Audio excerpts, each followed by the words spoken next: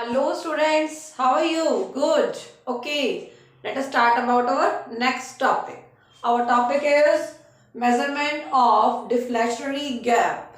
अब ये क्या होता है? आपका गैप रह जाता है किस चीज में? डिमांड और सप्लाई में। अगर आपका एग्रीगेट डिमांड और एग्रीगेट सप्लाई में गैप रह जाता है उसे हम क्या बोलते हैं? Deflationary gap. कैसे? अब देखो, आपकी डिमांड कितनी है? 100 की। सप्लाई कितनी है? 120 की। तो आपकी सप्लाई क्या हो गई? ज्यादा। तो जो ये ज्यादा सप्लाई होती है इसे बोलते हैं डिफ्लेशनरी गैप। क्लियर? अब क्या होता है इसमें देखते हैं। दो चीजें होती हैं, full employment and under employment. Full employment क्या होता है? जितने लोग काम करना चाहते हैं अगर उनको काम मिल जाता है तो उसे क्या बोलते हैं? Full employment. अब यहां पर क्या है? Under employment. अंडर एम्प्लॉयमेंट मतलब जितने लोग काम करना चाहते हैं उनको काम नहीं मिल रहा है। क्यों नहीं मिल रहा? क्या रीजन है? डिमांड का कम होना। डिमांड आपकी क्या है? कम है। सप्लाई अगर ये क्या हो जाए, 120 तक सप्लाई की जा सकती है तो क्या होगा? सारे लोगों को काम मिल जाएगा। कुछ लोग खाली बैठे हैं। क्यों खाली बैठे हैं? क्योंकि आपको 100 की सप्लाई करनी पड़ रही है। क्योंकि डिमांड कितने की है? 100 की। तो आप 120 की सप्लाई तो नहीं करोगे ना।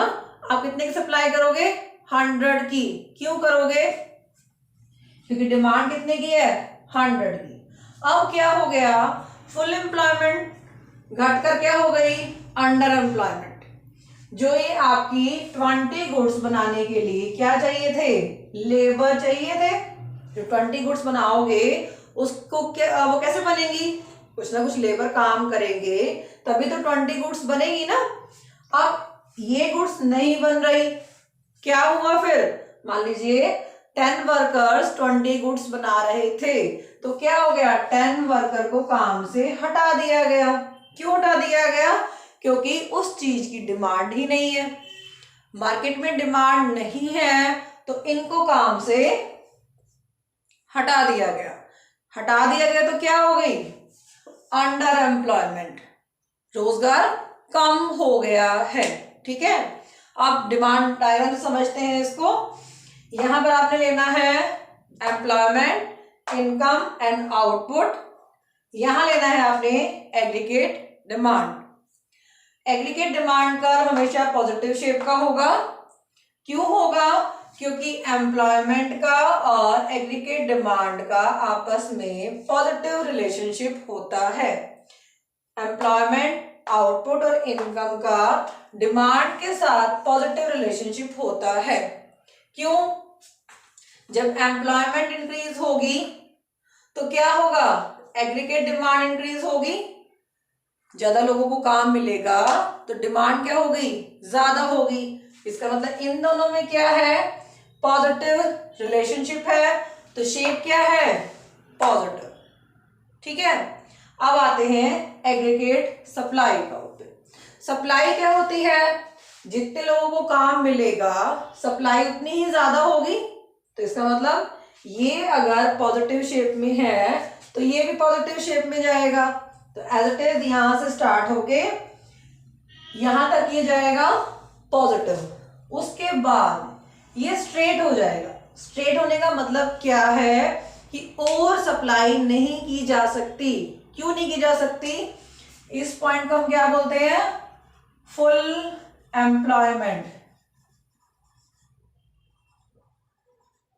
ठीक है, फुल एम्प्लॉयमेंट का मतलब क्या हो गया?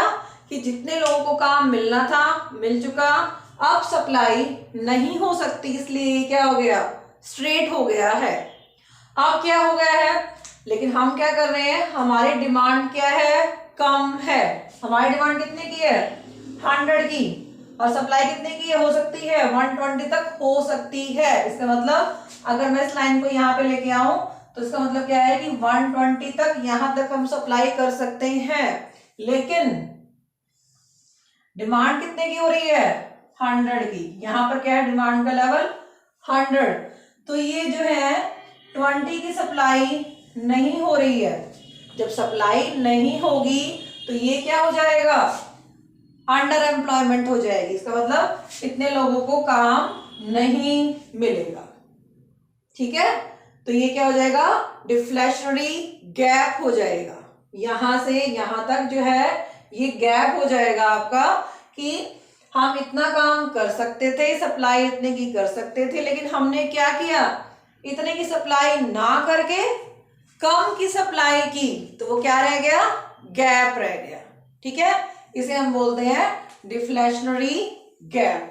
ठीक है, आई होप आपको एक टॉपिक क्लियर हो गया होगा। Okay, thank you students, have a nice day.